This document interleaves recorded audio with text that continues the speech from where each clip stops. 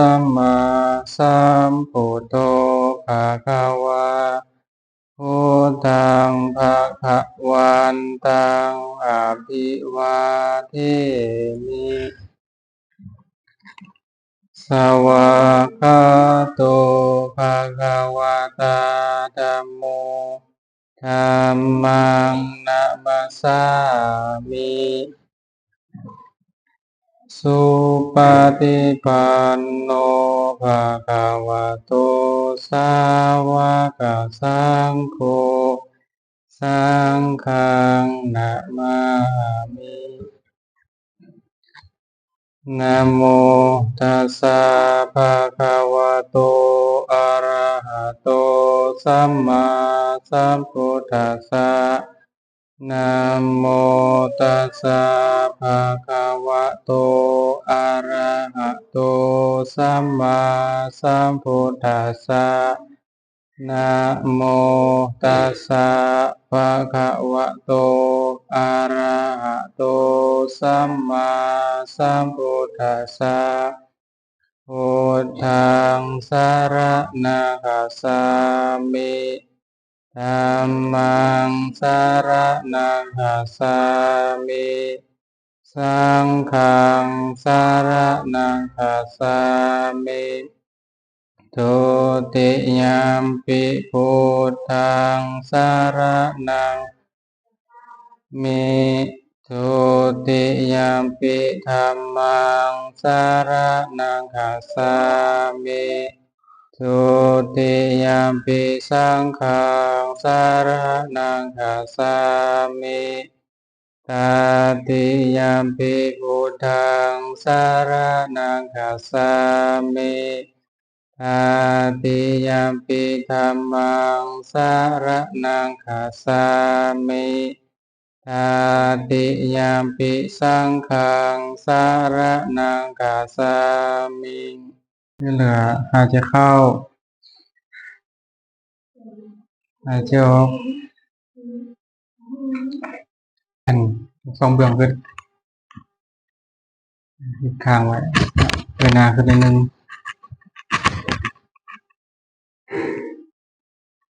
หายใจเข้าหายใจออกหายใจเข้าหายใจออกสดเบื้องซ้ายหายใจเข้าหายใจออกยกหายใจเข้าหายใจออกไปข้างในหายใจเข้าหายใจออกเหยียบหายใจเข้าหายใจออกบนเขาวันนี้เราจะนั่งหน่อยหนึ่งนั่งค่ะเบิกลมเฮาคือเก่าแหละหายใจเข้าก็รู้สึกหายใจออกก็แล้วก็รู้สึกหายใจเข้าก็หายใจออกก็สังเกตเบิ่งลมมันใส่ความรู้สึกเอาแต่บ่ให้ใส่ความคิดเบิ่งกันเพียงแต่เรารู้สึกหายใจเข้าหายใจออกนี่ดึงอยู่แหละเราจะหายใจเข้าหายใจออก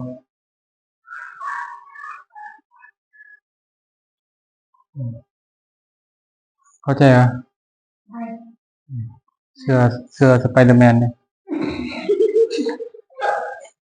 เสื้อสไปเดอร์แมนเข้าใจป่ะนั่งหายใจนะให้ลมมันก็เข้าแล้วมันออกเนี่ยนะเราก็รู้สึกมันบอกหายใจเข้านะหายใจเข้าหายใจออกนั่งหายใจเลยนะ บ่ยากให้หายใจบ่นั่งหายใจบ่ยากเลยเอากินข้าวยังยากต้องได้จ้ำบ่แต่เคี้ยวต้องได้จ้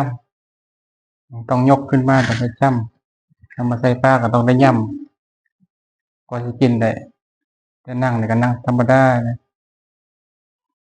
หายใจเข้านะหายใจออกนั่งแล้วก็ปล่อยวางนะบ่ให้มันเคร่งตึงเกินไปนั่งสบายๆแต่ว่าบ่ให้สบายเกินไปเลยบ่ให้สบายถึงขั้นว่าหลับนะถึงขั้นว่าหลับถึงขั้นว่าโกนนอน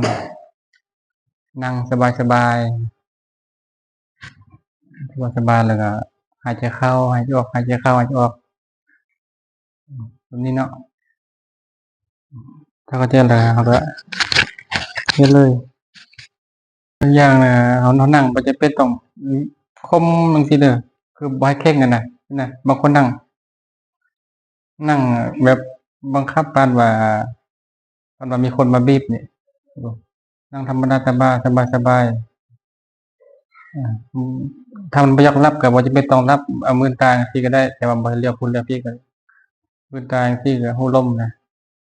ถ้าว่ามือตาหูลมได้ก็ให้มือตาถ้าหลับตาหูลมได้ก็ให้หลับตา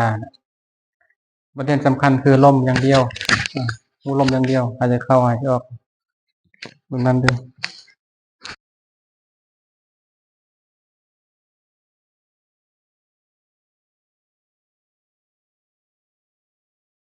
อิหยังทุกอย่างก็คือเอาอิหยังทุกอย่างแล้วก็ซื้อเอ่อใจห้อยอืมอืมไปหาห้อยซั่นบ่ให้ใส่อยู่นาห้อยมันแม่นนาใหญ่บ่มีติบ่มีบ่ส่วนหลายมันห้วยท่วมเลยมีมันก็อยู่พื้นพุ่นแหละ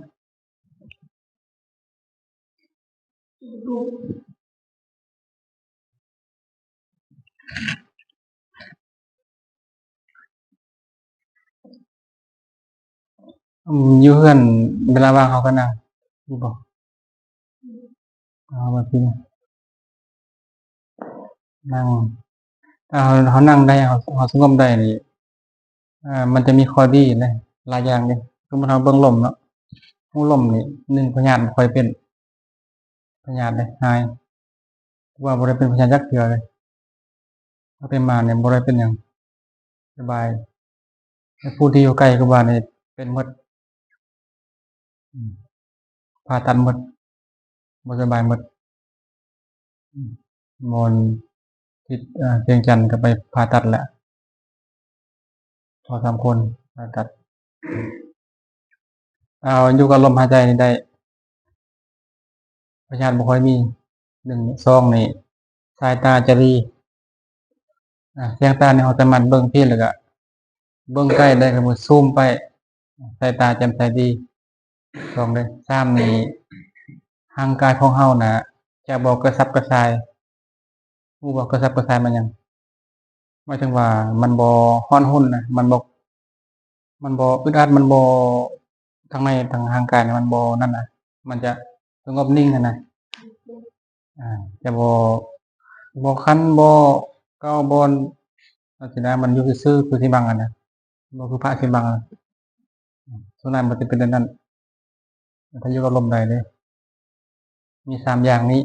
ทางภายนอกน่ะพยาธิก็บ่ค่อยมีไอนี่ก็บ่มีเจ็บคอก็บ่มีตัวร้อนก็บ่มีเออเราสามารถให้มันต่อเนื่องได้ฝึกสามารถแบบอ่าย่างก็รู้ลมได้เลยนะ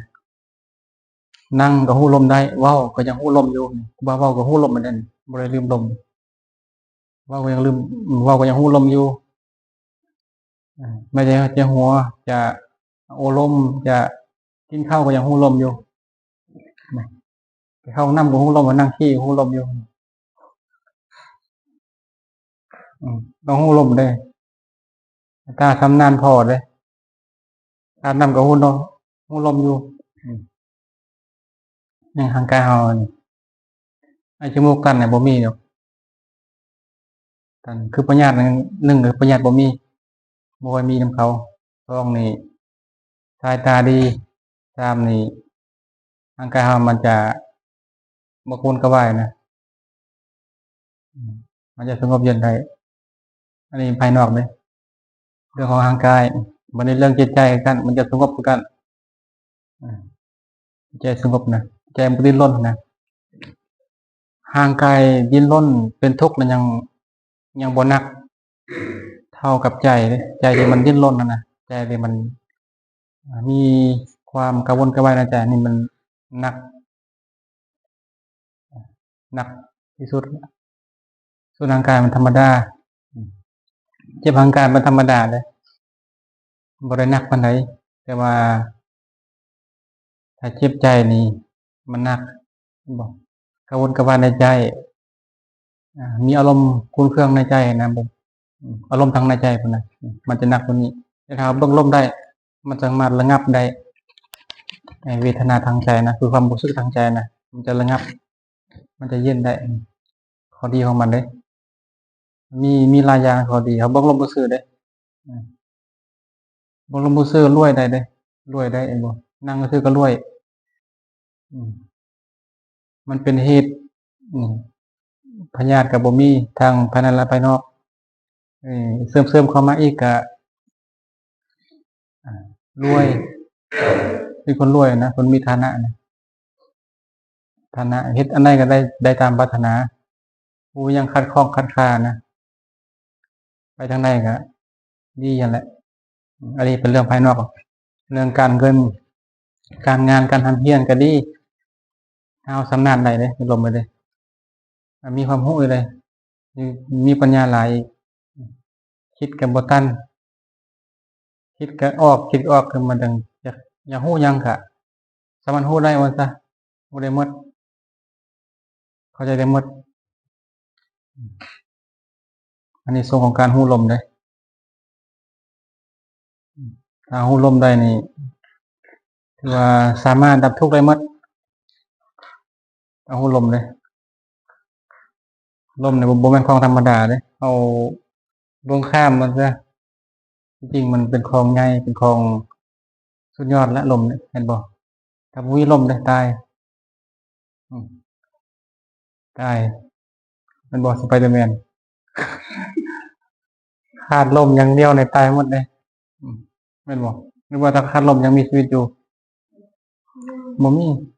ขาดลมก็ตายเพราะมันบ่มีบ่อนอาศัยเด้จิตใจมันอาศัยลมนี้จิตใจมันอาศัยลมนี้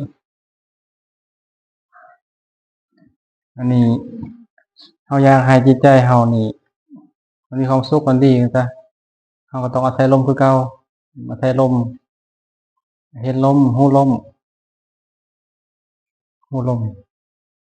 ถ้าว่ามันรู้ลมนี่มันเข้าใจถึงลมธรรมชาติของลมแล้วมันจะบ่ทุกข์เดะเพราะหยังเพราะว่าจิตใจนี่มันทุกข์ก็เพราะว่ามันคล้องนั่นแหละมันคล้องกับอันใดมันก็ทุกข์กับอันนั้นเห็นบ่สิ่งที่บ่มีมันบ่ได้ทุกข์เลยมันทุกข์สิ่งที่มีนั่นแหละสมมุติว่ามันมีมีดเนาะสมมุติว่ามีมีดอะเนาะมีดนี่ก็เฮ็ดให้เราทุกข์ได้เด้เห็นบ่เฮ็ดให้เรามีความสุขได้อันนี้เรามีนี่เราบ่รู้จักนำใช้มันหั้นนะใช้มีดนี่กินมีดนี่กินบ่ได้เด้เห็นบ่นี่เพิ่นว่าใช้บ่เป็นนี่เพราะว่าบ่ได้เบิ่งมีดนี่ว่ามันดีหรือมันบ่ดีนะเอามีดนี่ไปแทงคนเนี่ยก็บ่ได้แทงตัวเองก็บ่ได้นี่อืมถ้าเราอยากใช้มีดให้มีความสุขเราก็ต้องเบิ่งมีดศึกษาเบิ่งมีดหั้นนะมีดมันใช้เฮ็ดหยังได้แด่นี่รู้แล้วใช้ปาดหมากไม้ใช้ปาดหมากกล้วยสิเราก็ใช้ปาดหมากไม้หมากกล้วยหั่นเราบ่ใช้ไปแทงคนนะไปแทงตัวเองนะเป็นจังซี่ลมคือกันอืมเราต้องอาศัยลมนี้ศึกษาเบิ่งลมนี้เมื่อมันเข้าใจถึงลมโอ้ลมเป็นแบบนี้จิตมันก็สิวางจากความทุกข์อะนะวางจากปัญหาอันนี้เป็นข้อดีของมันทุกข์กายบ่มีทุกข์ใจก็บ่มี ใจที่บ่มีนั่นบ่ไปเดอร์แมนไปเดอร์แมนท่าได้สิเหาะอย่างเดียวไปเดอร์แมนท่าได้สิเมื่อยอย่างเดียวแล้วไปเดอร์แมนมี2ไอ้น้องตัวนี้บ่มีอ้ายบ่มีน้องจักคนว่าใช่ป่ะนี่นะผู้กลางๆนั่นน่ะอ้ายเราไปเซาะหากินน่ะตัวเองได้อยู่เฮือนหากินถ้ากินน้ำอ้ายนะให้อ้ายไปซอกเลยบ่ซอกเป็นจังเฮาเอาอยู่เฮือนน่ะเสียเสียอ้ายนะเป็นกำลังใจให้อ้ายอ้ายซอกได้อย่าลืมร่มนั่นแหละว่าเวลาว่างเฮาก็นั่งบ่จำเป็นต้องนั่งก็ได้หมอก็ฮู้ร่มธรรมดาน่ะถ้าฮู้ได้มันจะสงบได้คือเท้าแอร์นั่นบ่เราฮู้ร่มแล้วสงบฮู้ร่มซื่อเลยให้ฝึกตั้งแต่น้อยไปแล้วดีนะบัดใหญ่มาน่ะฝึกยากฮู้ร่มก็ได้บ่ครูบาก็นั่งตั้งแต่น้อยพุ่นน่ะฮู้ตั้งแต่น้อยฮู้ร่ม5-6 ปี7 ปีบ่นั่งแต่น้อยพุ่นเด้อแต่ว่าแต่น้อยดื้อแฮงดื้อกว่าเฮาอีกตีคนบ่ได้ครูบาตีผู้ใหญ่บ่ได้แต่ว่าพ่อแม่นี่เคารพแต่ผู้อื่นนี่ตีโลดแต่ครูบาก็บ่ทิ่มลมมันนะคือครูบาว่าคนที่ตีก็หายใจเข้าหายใจออกแล้วไปตีประมาณหายใจเข้าหายใจออกแล้วกลับมาสังคมมันเป็นอย่างนั้นมันมีการเบียนกันธรรมดานะการตีกันการขโมยการตัวกันนี่แหละมีเรื่องกันเป็นธรรมดาอันนี้เป็นเรื่องของโลกนะมาห้ามบ่ได้เด้แก้ก็ธรรมดาบ่มีไผหาความแก้ได้เจ็บก็ธรรมดาตายก็ธรรมดามันเป็นของธรรมดาเฮาเข้าใจมันเฮาก็อยู่กับมันให้มีความสุขคืออยู่กับลมนั่นแหละวิธีปฏิบัติก็ได้รู้ลมแม่นบ่สบายแม่นข้าพเจ้าขอตั้งจิตด้วยเดชะบุญที่พวกข้าพเจ้าได้กระทำในวันนี้ขอให้ข้าพเจ้าจงมีความสุขขอให้พ่อและแม่ของข้าพเจ้าจงมีความสุขขอให้ญาติพี่น้องหมู่เพื่อนเจ้ากรรมนายเวรของข้าพเจ้าจงมีความสุขขอให้เราเทวดาและสรรพสัตว์ทั้งหลายจงมีความสุขอย่าได้เบียดเบียนอย่าได้พยาบาทซึ่งกันและกันจงพ้นจากทุกข์ทั้งปวงด้วยเถิดสาธุ